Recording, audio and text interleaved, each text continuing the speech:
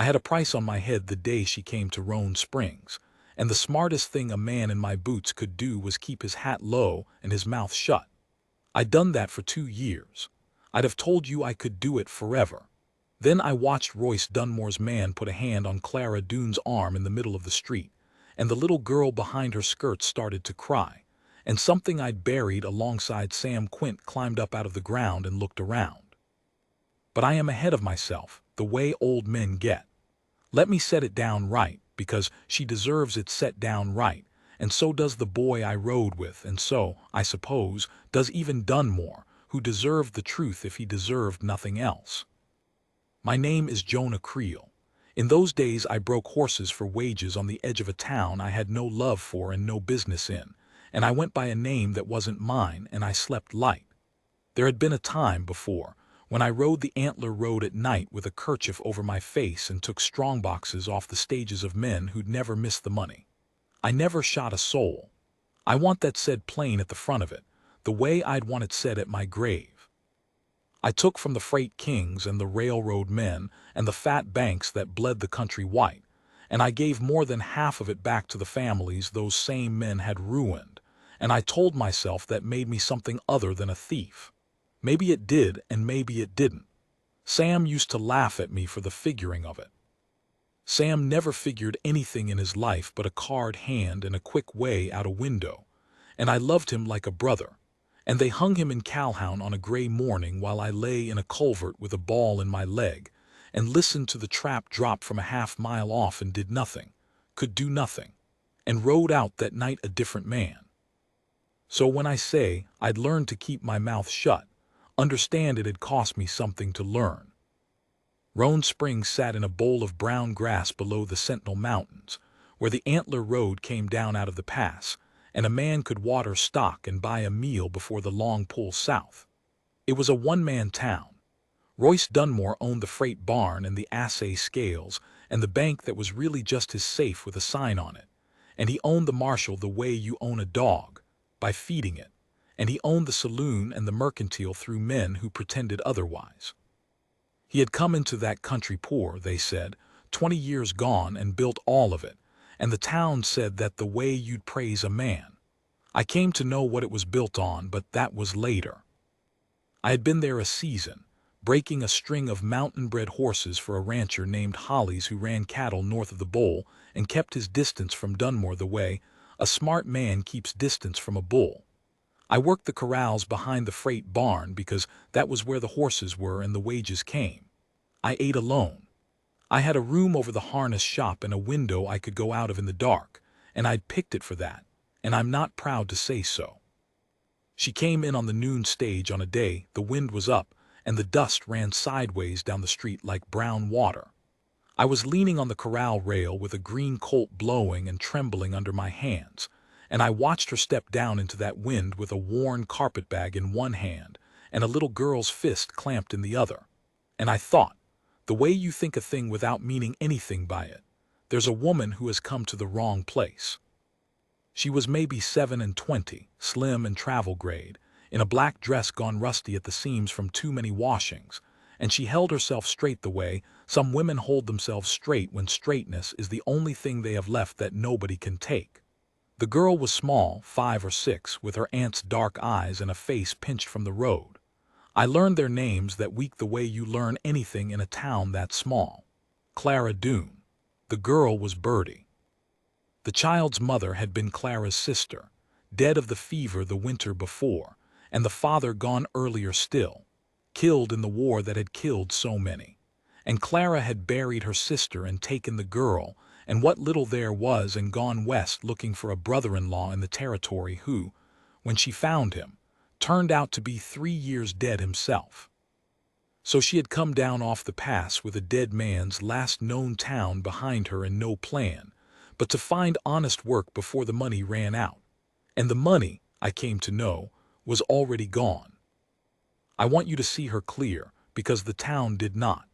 The town saw a widow with a child and no man and a thin purse, which in that country was the same as seeing nothing at all. She tried the hotel first for a cook's place. They had a cook. She tried the mercantile, and the mercantile had no need. She tried the laundry behind the Chinese man's place, and there was honest work there, and she took it, scalding her hands red over other men's shirts for coins. And she found a room at the back of the widow Penn's house, a cold lean-to with a curtain for a door, and she paid for it out of the laundry coins, and for about 10 days she got by. I saw her at it. I saw her carry the girl on her hip across the windy street, and I saw her count coins into Mrs. Penn's palm on a Saturday, and I told myself it was none of my business, and it wasn't then. Dunmore noticed her in the second week. I don't know what he saw. A man like that, who has everything, gets a hunger for the one thing that hasn't yet bent to him, and a proud poor woman is a kind of standing insult to a man who buys whatever he wants. He started small. He started, God help us, with kindness, which is how that kind always start. He sent word that the widow Doone could have a position keeping his ledgers and his house, at wages 3 times the laundry, and a real room, and schooling for the child. He sent it by his foreman, a smooth, heavy man named Pike with a soft voice and small eyes, and Clara Doone heard him out on Mrs. Penn's step with the girl asleep against her shoulder, and she said no. I happened to be loading feed across the way, and I heard the shape of it if not the words. I heard her voice, even and low, and I heard Pike's voice get the patient tone a man uses on a creature he means to break, and I heard her say it again, the no clear, and I saw Pike touch his hat and smile and walk off, and I thought that was foolish, and I thought good for her both at once, and I went on loading feed. You don't say no to Royce Dunmore in his own town. She didn't know that yet.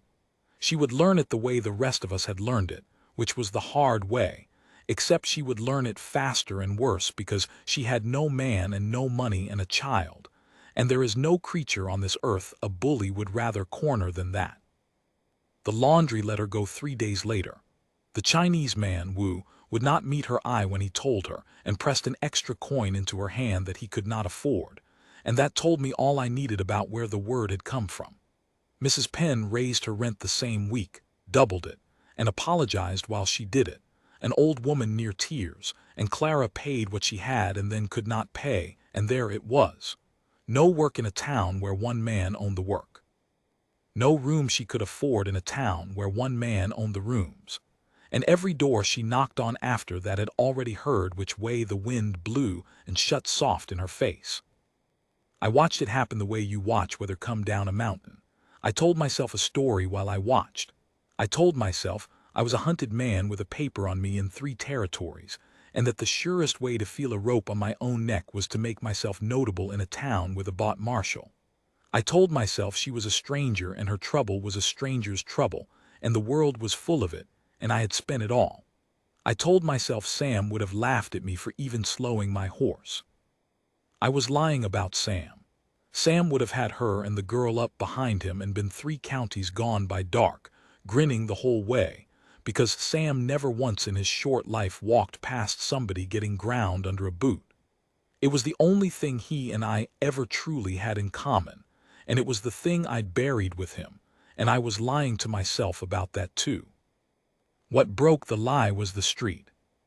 It was a Thursday, gray and cold, the first real breath of autumn coming down off the sentinels. I had a colt on a long line in the corral, and I was watching the road the way I always watched the road, and I saw Clara Doone come out of the bank. She'd gone in to plead, I expect, for she had nowhere else, and she came out white and stiff with the girl by the hand, and Pike came out behind her, and another of Dunmore's men, a long-jawed fellow called Harl, and Pike put his hand on her arm right there in the middle of the street where the whole town could see and not see. The way a town learns to not see, and he turned her easy, the way you turn a horse back toward the bank, back toward Dunmore, and he was smiling, and his voice came soft across the wind. "Mr. Dunmore only wants a word, ma'am. There's no call to be unfriendly." And Clara Doone said, "Take your hand off me," in a voice with the bottom dropping out of it, and the little girl, Bertie, who had been holding so brave and quiet through all of it, started to cry. I have thought a great deal in the years since about why it was the child's crying and not the hand on the arm. I have decided it doesn't matter. Something stood up in me. I had it on a chain for 2 years, and the chain parted like rotten string, and I set down the line and the colt blew and shied, and I went over the corral rail and across that street, and I was not thinking about the paper on my head or the rope or Sam or any blessed thing. I had not felt that clean in 2 years. I felt like myself. "Let her go," I said. Pike looked at me the way a big man looks at a smaller one who said something he'll have to answer for, with a kind of pleasure in it. "This is town business, horsebreaker," he said. "Get back to your nags." "It's no business at all," I said. "She told you to take your hand off her. Do it." There were maybe a dozen people on that street, and every one of them found something to study in another direction. Harl had eased his coat back off the butt of his pistol slow so I'd see it. I let him see me see it. I had no gun on me. I'd given that up too, mostly, the carrying of it. But there are things a man learns riding the night roads that don't leave him, and one of them is how to stand so that another man understands in his stomach where the understanding counts, that you are not afraid of him, and that whatever happens next will cost him more than he wanted to spend. I stood like that. I'd buried it, but I hadn't forgotten it. Pike read it. I watched him read it. His smile didn't move, but his small eyes did, a flick, sizing, and the hand came off her arm. "You're new," he said to me soft. "Or you'd know better. Mr. Dunmore's going to want to know your name." "Tell him whatever you like," I said. "Ma'am." I touched my hat and I picked up the carpetbag she dropped and I said low just for her, "Walk." And she walked with the girl and I came behind with the bag, and Pike and Harl let us go, because a street full of witnesses is no place to start the kind of thing they meant to start, and because Pike was the sort who'd rather do his work in the dark, which I knew because once I had been the sort who did my work in the dark, and it takes one to know one.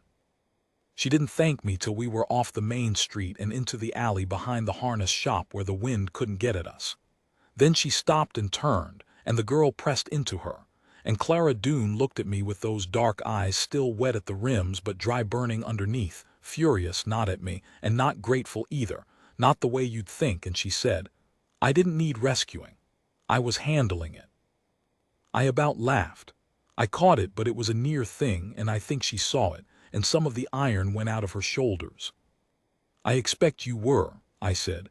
"I just got tired of watching the rest of the town not." That landed somewhere. She looked away from me down the alley at nothing. "There's no work here," she said, like she was telling the alley. "He's seen to that. He'll see to it everywhere I go in this whole bowl. He told me so. He told me there was one position open to me in Roan Springs and I'd best take it before the weather turned." She said the word position like it tasted of rot. "I have $11. The stage south is 14 and there's no more line north till spring. I have a child." "I know it," I said. "You don't know anything about it," she said, and she was right, and I didn't argue, and that, I think now, was the first thing I ever did that she truly trusted me for. I didn't tell her it would be all right. A woman who's had her doors shut one by one knows when a man's blowing smoke. I just stood there in the cold with her bag in my hand, and after a while I said, "I've got a room over the shop. It's not fit and it's not proper and I won't pretend it is. But there's a stove in it and a door that bolts, and I'll bunk in the barn with the horses, which I've done more nights than not in my life and like better than people most days anyhow. You and the girl take the room tonight. We'll figure the rest with the light." She studied me a long moment. She had every reason in the world to say no to a strange man's room, and I respected her for weighing it, and I stood still and let her weigh it. Whatever she saw, she nodded once the way you'd close a hard bargain, and she took the bag out of my hand herself, would not let me carry it up the stair, and that was Clara Doone all over. If you'd known her you'd know it was, and I came to know it well. That was the first night. I lay in the straw with the horses moving soft in the dark, and I thought about Sam for the first time in months without the thinking hurting like a pulled tooth, and I thought, all right then. I knew what I'd done. I'd made myself notable. I'd stood up in the one town where standing up would be marked, and I'd stood up against the one man in it who could send word down the wire to a marshal who'd be glad of the reward and gladder of the favor. I knew the smart thing was to ride before dawn. I had a fast horse and a long start and 2 years' practice at vanishing. I lay there and I made up my mind to do it. The way I'd made up my mind 100 times to do the smart thing. And at dawn, I got up and forked feed and broke horses and did not ride. And I did not ride the next dawn either. And somewhere in there I stopped pretending I was going to. The girl was the undoing of me. I'll own it. I had armored myself against Clara, against the pull of a proud, beautiful woman in trouble, because I knew that pull and I distrusted it, the way you distrust a thing that flatters you. But I had no armor at all against the child. Nobody had warned me about the child. The second morning she came down to the corral wrapped in her aunt's shawl and stood at the rail with her chin, just clearing it, and watched me work a horse with those solemn dark eyes. And she didn't say a word for an hour. And when I finally came over and hunkered down on my side of the rail, she studied me and said, "Are you a bad man?" Children, they go straight to it. "I've been one," I said, "because I will not lie to a child. It's a thing of mine, and I'm trying not to be any more." She thought that over with the whole grave weight of 6 years old. "My mama's dead," she said. "I know it, I'm sorry. Aunt Clara cries at night when she thinks I'm asleep." "I expect she does," I said, and my voice came out rougher than I meant it. "She's carrying a lot. You're a good girl not to make it heavier." She looked at the horse, the green colt, ears working. "What's his name?" "Hasn't got one yet. He's not finished being himself." "Can I name him?" And that was that. I never had a chance. She named him Biscuit, for reasons known only to her, a name no self-respecting cow horse should answer to. And he answered to it inside a week, the traitor, and I'd find her there at the rail every morning before her aunt knew she'd slipped out. And I'd talk to her low about how a horse thinks, how he's all nerves and memory and you have to be the calmest thing in his world before he'll trust you. And I never once thought while I was saying it that I was telling her something about her aunt or about myself. But I was, and Clara heard me say it one morning from the top of the stair, and didn't come down, and told me about it years later, and said it was the morning she stopped being afraid of me. It took Dunmore 4 days to come himself.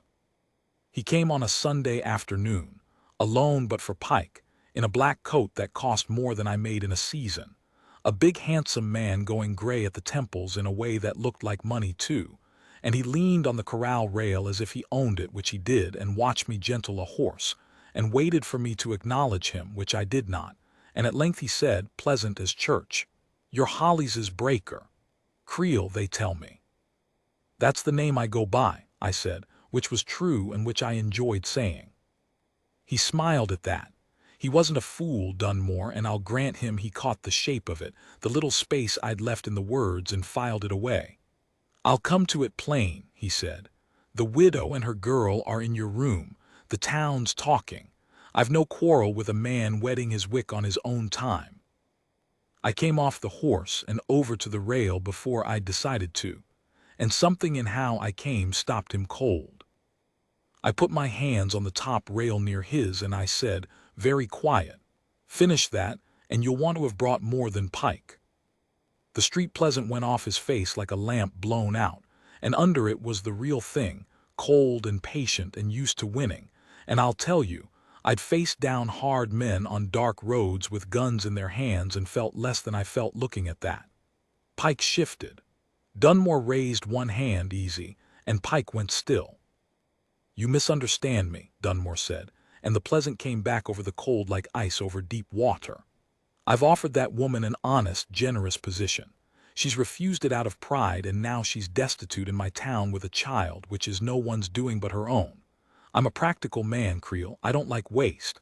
I don't like a child going hungry in the cold when there's a warm house and a wage standing open. Talk sense to her. She'll listen to a man. They generally do in the end. Do that, and there's a place for you on my payroll at double what Hollies pays, and no questions about names. Don't." And here the ice thinned and I saw the deep water again. And I'll begin to wonder out loud in letters who exactly a man is who turns up in my country with no past and won't say his right name and stands in the street against me over a stranger. I write a great many letters, Creel. I'm answered promptly. You'd be surprised how far my letters reach. There it was. He'd guessed near enough to the bone. He didn't know what I was wanted for or where, but he knew I was wanted the way a dog knows another dog's hurt, and he'd told me he'd hunt it down and use it, and he'd told me the price of my own neck and offered to buy it cheap. It was, I'll say this, a clean piece of work. He'd done it before. I'd lay money to other men. I straightened up off the rail. The girl Bertie was at the far end of it where she always was, and she'd gone still and small the way a young thing goes still when the big creatures are fighting over its head, and I saw Dunmore's eyes flick to her once, weighing her too, weighing her as leverage, and that was the moment, if you want to know it, that I stopped being afraid of him. Because I understood him then, all the way down. He was a man who looked at a frightened child and saw a lever. I had robbed men like that on the night roads and felt clean doing it. I'd just forgotten, in 2 years of running, that being clean was a thing worth more than being safe. "Write your letters," I said. He looked at me a long moment, and then he nodded slow, like a man marking a thing in a book, and he touched his hat to nobody and walked off with Pike trailing, and I knew I'd just cost myself everything I'd spent 2 years buying, and I found, standing in that cold corral with a horse blowing behind me and a little girl watching me with her whole heart in her eyes, that I did not care. I went down the rail and hunkered by Bertie, and she put her thin arms around my neck without a word, and over the top of her head I saw Clara in the doorway of the harness shop, who had heard all of it, every word, and she was not looking at me like a woman who'd been rescued. She was looking at me like a woman doing some hard arithmetic of her own, and coming, against her will, to a sum she hadn't expected. "I'll move it along. An old man could spend a winter on the middle of it, the slow part, the good part, and bore you to your grave." The town tightened. Holly's got a visit and let me go with real sorrow and a month's wages he didn't owe me, and the whisper that Dunmore had threatened his water. The mercantile would not sell to me. The marshal, a soft, ruined man named Beck who'd been a real lawman once before Dunmore bought him, took to riding past the harness shop slow, twice a day, looking up at the window. They meant to starve us out the way they'd starved her out, and they'd have managed it, but for 2 things Dunmore didn't reckon on. The first was that I had money. Not much, but more than a horsebreaker ought, buried in a coffee tin under a board in the barn, the last of the old life, money I'd never spent because spending it felt like spending Sam. I'd meant to give it back, all of it, to the families on a list I carried in my head, and I'd given back most, but there was this last of it, and now I dug it up and it bought feed and flour and lamp oil through a half-breed teamster named Cruz who hated Dunmore quietly and would haul anything for cash and ask nothing, and it kept the 3 of us through the first hard part. Sam, I thought, you'd laugh to see what I'm spending it on. Maybe he wouldn't have. Maybe he'd have understood it better than I did. The second thing Dunmore didn't reckon on was the truth, and it came to me, of all the ways, through Clara. She'd taken to going through the dead brother-in-law's effects, what little the man had left, that the territory had let her claim as next of kin to the girl. A box of papers, mostly. The man, name of Tom Avery, had been a freight clerk in his time, before he came to the territory, before he died of a fall from a wagon that 2 men who'd been there told Cruz over whiskey hadn't been quite a fall. And in that box of a dead clerk's papers, Clara Doone, going through them one night by the stove looking for anything that might be worth $1, found a ledger. A real one. A second set of books, kept private and careful in a clerk's tidy hand, that a clerk keeps when he's afraid and means to be able to prove a thing someday, and dies before he can. It was Dunmore's whole life, written down. I won't lay out the bookkeeping of it. It would take an hour and you can guess the shape. He'd built Roan Springs on robbery, only he'd done it with a pen instead of a pistol, which the law calls business. The freight kings whose strongboxes I'd taken on the night roads were pikers next to Royce Dunmore. He'd salted assays to ruin men and buy their claims for nothing. He'd lent at rates that were a slow rope and foreclosed on widows and proved-up homesteaders, and run them off into the cold, dozens of them, over 20 years. And where a man got stubborn, there was a fall from a wagon, or a fire, or a stage that the boy who drove it swore was robbed by men who didn't act like road agents and took nothing but the one passenger's strongbox. The clerk, Tom Avery, had been hired to make the books look right for the territory, and being an honest man under the fear, he'd kept the true ones alongside, and named names and dated dates, and tucked the proof of 3 killings in among the columns, and then he'd had his fall. Clara read it through twice, that night with the girl asleep, and then she came down to the barn and woke me and put the ledger in my hands by lantern light with her face like ash, and said, "This is what he is. This is what we're up against. We have to burn it. If he knew we had it, he'd kill us both and call it a fire."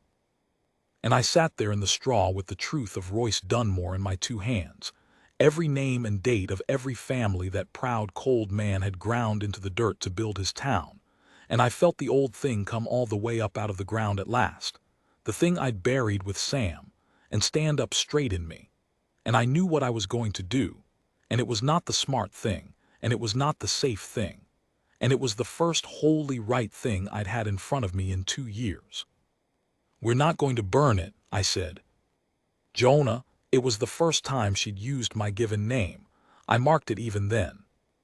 "There's a man," I said, "a federal marshal out of the territorial seat, name of Das, who's been trying to get something to stick to Dunmore for 6 years, and never had a witness live long enough to swear to it. I know about him because," and here it was, the thing I'd never told a living soul in 2 years, and I told her, because she put her life and the girl's in my hands by walking down to that barn, and she had a right to all of it. Because in my other life, the one I won't lie to you about, I took the kind of money off the kind of men Dunmore is, and the law and I knew each other's names, and Das is straight, Clara. There's not 3 straight ones in the whole territory, but he's one. This ledger in Das's hands is the end of Royce Dunmore. Burning, it just leaves him to do it to the next widow who comes down the pass." She was quiet a long time. The lantern hissed. Out in the dark a horse stamped. "You'd hang too," she said finally low. "If you carry that to a federal marshal, you'd be putting your own name in front of the only man in the territory who could do something about you." "I know it." "Why?" she said, and it wasn't really a question, it was nearer to anger, the same dry burning anger I'd seen the first day in the alley. "Why would you do that? For people you never met, for a town that shut every door on me, for—" and she stopped because the next word was us. And she wasn't ready to say it, and neither was I ready to hear it, not yet. "Because I watched a man I loved hang for less than what's in those pages," I said, "while the Dunmores of the world wrote their letters and slept in feather beds. And because there's a child upstairs who asked me was I a bad man, and I told her I was trying not to be, and a man's got to make that true sometime or it's just words." I held the ledger out to her, both hands. "But it's yours. It came to you. It's your dead and your girl's name on the claim, and you're necking it as much as mine, more, and the girl's. So you say, and whatever you say I'll stand to it. Burn it and we run south on Cruz's wagon tonight and find a town with no Dunmore in it, and I'll break horses and you'll do honest work, and that's a life, Clara. That's a real life, and I'd take it gladly. Or we carry it to Das and we likely hang and we end him. You've got the girl, you say. I have done few things in my life I'm proud of without reservation. Putting that choice in her hands instead of taking it for her, the way every man in her life had taken every choice for her, is one of them. I learned later it was the second thing I ever did that she truly loved me for, the first being that I never told her it would be all right." She took the ledger. She held it a long time. Upstairs the girl murmured in her sleep, and we both went still and listened, the way you do, until the breathing went even again. And Clara Doone said, "We carry it to Das." And then, with the dry burn going soft at last, going to something else, she said, "And we don't hang. I didn't come all this way and bury everyone I had to hang in a borrowed barn. We're smarter than him. We'll be smarter than him." And we were, though it was the nearest thing. Here is how it ended, and I'll tell it quick because the slow telling of the end of a bad man is a kind of dwelling I've got no taste for. We couldn't ride out.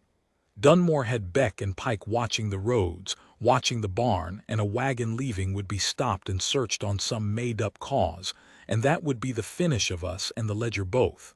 So we didn't run the ledger out. We sent it out in pieces, copied. Clara had a clerk's hand herself, near as fine as her dead brother-in-law's, and for 3 nights by stove light she copied the worst of it, the names and dates and the 3 killings, 2 clean copies, while I kept watch, and we wrapped the true ledger in oilcloth, and Bertie's solemn small self helped me bury it under the 3rd stall where not even God would think to look. Then we got the copies out. One went south with Cruz, sewn into a horse blanket, to be wired and mailed to Marshal Doss at the territorial seat with a letter in my own true name. Jonah Creel. That's the name. I'll write it here. I've earned the carrying of it again. Telling Doss what I was, and where and what I had, and that he could have me and Royce Dunmore both if he came quick and quiet and brought men he trusted and no one else. The other copy we kept close, against the chance Cruz was stopped. Cruz wasn't stopped. He was a better hand at the night roads than I'd ever been, that quiet man, and I never paid him what that ride was worth, though I tried for years. Dunmore knew something had turned. He could smell it. A man who's lived 20 years on the edge of a knife knows when the wind shifts, and the morning after Cruz rode out, Pike and Harl and 2 others came for the barn in the gray before light, and they didn't come soft this time. They came to finish it, and they'd have found the ledger gone south and us still there, and that would have been the end if Bertie hadn't woken needing the privy and seen them on the road from the little window and come and shaken me awake. That grave child, no cry in her. Just a hand on my shoulder and Jonah, men are coming. And so we were up and ready when ready was the only thing between us and the cold ground. I'm not going to make a battle of it. I told you at the front I never shot a soul, and I didn't start that morning.